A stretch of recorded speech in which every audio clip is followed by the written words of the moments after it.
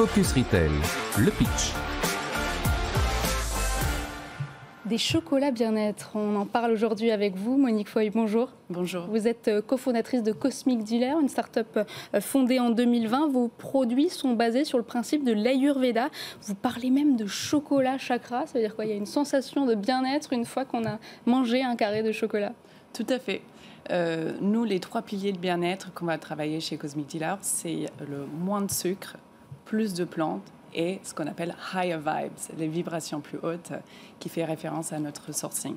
Notre produit phare, c'est des encas de chocolat noir fourrés de purée de fruits secs avec moins de 2 grammes de sucre de date par chocolat.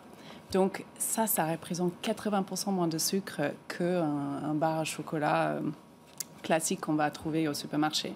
Et non seulement on est sur le bio, le vegan, une liste d'ingrédients très court et entièrement naturelle. Donc là, par exemple, dans ce chocolat que vous avez dans le main, il n'y a que 4 ingrédients. On va le goûter d'ailleurs. 4 ingrédients par rapport à 16 à 18 ingrédients d'un bar de chocolat classique. Donc on est sur quelque chose de très puriste. Oui, c'est un produit bien-être. En même temps, c'est très gourmand. Et les clients, ils viennent chez nous parce qu'ils sont gourmands, parce qu'ils ne veulent pas se priver de leur moment de plaisir, de goûter, de dessert. Mais ils ont envie de manger mieux, plus sainement, ou même activement réduire la consommation de sucre.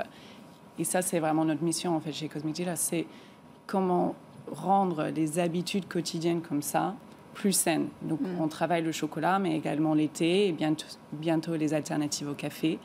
Parce que finalement, si on peut optimiser que ces 3 produits-là aux durées d'une vie, qu'on consomme beaucoup en fait, ça peut avoir un réel impact sur notre bien-être.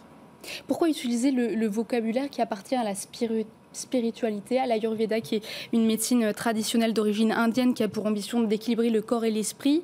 Est-ce qu'on ne parle pas dans ce cas plutôt de chocolats diététiques qui ont moins de sucre?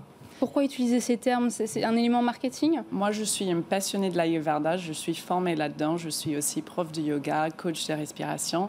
Donc, c'est un univers qui me passionne. Et je crois fondamentalement ce qu'il faut et ce qui manque dans notre alimentation aujourd'hui, c'est plus de conscience, c'est plus d'intention. Et donc, nous, au lieu de créer une recette comme ça en disant « OK, on va faire une recette à la base de caramel », nous, on a un départ d'intention énergétique. Donc, je vais dire, mon inspiration pour notre prochain chocolat, ça va être l'amour. Comment revendiquer, comment représenter, comment avoir une intention de l'amour à travers une recette. Ben, en fait, le couleur de chakra de l'amour, c'est du vert. Donc, je vais chercher un thé vert, matcha, émeraude, pour représenter ça. Parce que je pense que c'est cette manque de conscience, c'est cette, qui nous manque, en fait, dans l'alimentaire. Aujourd'hui, on est trop dans l'automatique, on est trop dans l'industriel, où on n'y pense pas, en fait, ce qui est dans notre alimentation.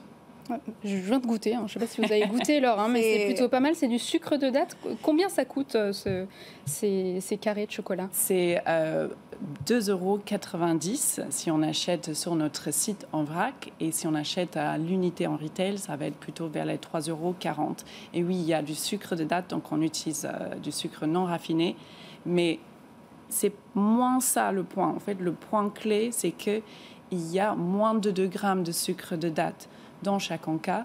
Donc, on peut trouver plein de choses avec du sucre non raffiné, mais si à la fin, il est quand même bourré de sucre, on perd quand même le côté bien-être. Donc, nous, ce qu'on revendique, c'est vraiment cette faible teneur en sucre à la fin. Et surtout pas, on ne va pas remplacer ça avec des édulcorants ou les faux sucres artificiels.